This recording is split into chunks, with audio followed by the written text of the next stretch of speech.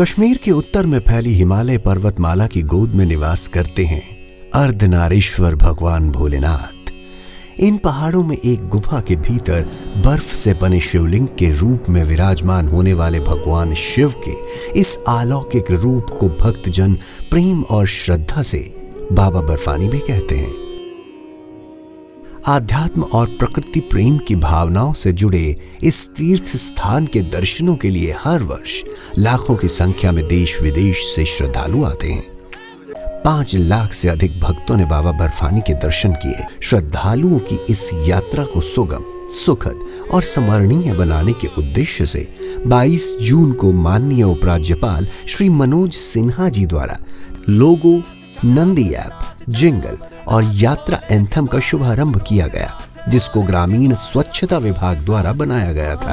है नगरी ये रहे ध्यान, फैले ना कचरा, रखना है इसका मान मान। बाबा का असली भक्त है वो, सफाई के लिए सख्त है जो बाबा का, जिसका उद्देश्य जीरो लैंडफिल को सुनिश्चित करना था। इसी प्रकार यात्रा वेब एप्लीकेशन भी आरंभ की गई। इसमें यात्रा संबंधी हर प्रकार की जानकारी उपलब्ध रहती है ताकि भक्तों को किसी प्रकार की परेशानी ना हो। मार्ग में पीने के स्वच्छ पानी की समस्या को दूर करने के लिए यात्रा मार्ग में अनेक जगहों पर पानी के एटीएम भी लगाए गए हैं।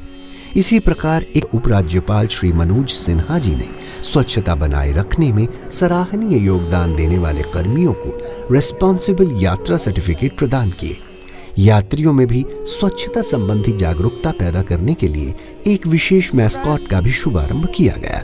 लोगों के लिए अस्थायी रूप से निवास, स्वच्छता तथा अन्य मूलभूत सुविधाओं को उपलब्ध करवाने का दायित्व भी पूरी निष्ठा से सुनिश्चित करने में सफल रहा है। यात्रा में हर साल भारी संख्या में भक्तों, लंगरों, सुरक्षा कर्मियों, प्रशासनिक कर्मियों तथा अन्य संबंधित कर्मियों व अधिकारियों के आने से सैकड़ों टन कचरा अमरनाथ यात्रा के पूरे साफ सुथरे और प्राकृतिक वातावरण में छूट जाता था। और यह कचरा न केवल श्रद्धालुओं बल्कि इस क्षेत्र के संवेदनशील वातावरण के लिए भी हानिकारक होता था। ग्रामीण विकास विभाग की कोशिश थी कि इस बार की पवित्र यात्रा भी पूर्ण रूप से गंदगी और कचरा मुक्त रहे। विभाग के इन प्रयत्नों से स्वच्छता के साथ साथ पहाड़ों और दुर्लभ ग्लेशियरों के संरक्षण व बचाव में भी मदद मिलेगी। साफ सफाई और कचरा मुक्त तीर्थ यात्रा पर 3 सतहों पर काम हुआ है, जिसके अनुसार बेस कैंपस, लंगर और यात्रा के रास्तों से गीले कचरे को इकट्ठा करके आधुनिक और वैज्ञानिक तकनीक के जरिए कंपोस्ट या जैविक खाद बनाई गई और यही खाद बाद में किसानों को और अन्य कृषि संबंधी समस्याओं को खेतीबाड़ी के लिए प्रदान की गई। जगह लगाए गए डस्टबिन या कूड़ेदान साफ सफाई के लिए काफी कारगर साबित हुए हैं। इसी तरह सोक पिट्स का मुख्य उद्देश्य ये सुनिश्चित करना था कि यात्रा के मार्गों पर साफ सफाई बनी रहे। ये बताना आवश्यक है कि सोक पिट्स जल संरक्षण को बढ़ावा देते हैं और पर्यावरण को स्वच्छ रखने में खूब मददगार साबित होते हैं। साफ सफाई और अनचाहे कूड़े कचरे और बेहद नुकसान पहुंचाने वाले प्लास्टिक और पॉलीथीन से छुटकारा पाने के लिए विभाग द्वारा चलाई गई जीरो लैंडफिल मुहिम या जीरो लैंडफिल कैंपेन विशेष तौर से उल्लेखनीय और सराहनीय रही। इसके अनुसार किसी प्रकार का प्लास्टिक या पॉलीथीन कचरा जमीन में नहीं जाने दिया गया और पर्यावरण को दूषित करने वाले कचरे को एक अलग विधि या तकनीक से रिसाइकल या रूपांतरित करने के प्रयास और प्रयोग पर्यावरण संरक्षण में खूब मददगार साबित हुए हैं। पर वेस्ट मैनेजमेंट प्लांट्स लगाए गए। ननवान बेस कैंप के अलावा चंदनवाड़ी, पिस्सू टॉप, जोजीबल, शेषनाग, पंचतरनी और बट्टल में भी ऐसे प्लांट्स लगाए गए। नमस्कार, जय बोले। मैं डॉक्टर मनस्विनी केशव, मैं बैंगलोर से आई हूँ। ये मेरी ताई तो पूछिए मत। इतनी साफ और इतना सारा लोग के बावजूद भी इतना क्लीन से सब काम कर रहे हैं। मैनेजमेंट के लिए भी हाथ और पैडल से चलने वाले आधुनिक मशीनों का उपयोग किया गया।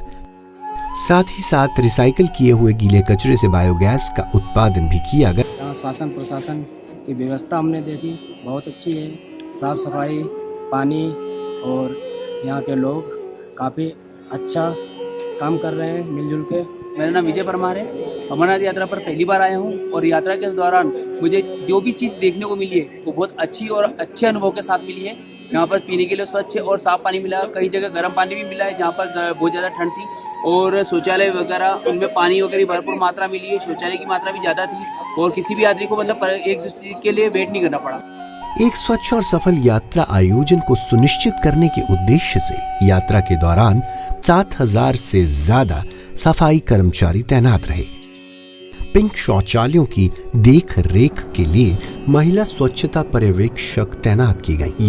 लगभग 4,630 अस्थायी शौचालय और स्नान घरों की बेहतर व्यवस्था की गई। श्रद्धालुओं और पर्यटकों को प्लास्टिक या पॉलीथीन के प्रयोग से होने वाले नुकसान के बारे में जागरूक किया गया। जागरूकता के लिए नारों या स्लोगन्स का प्रयोग किया गया।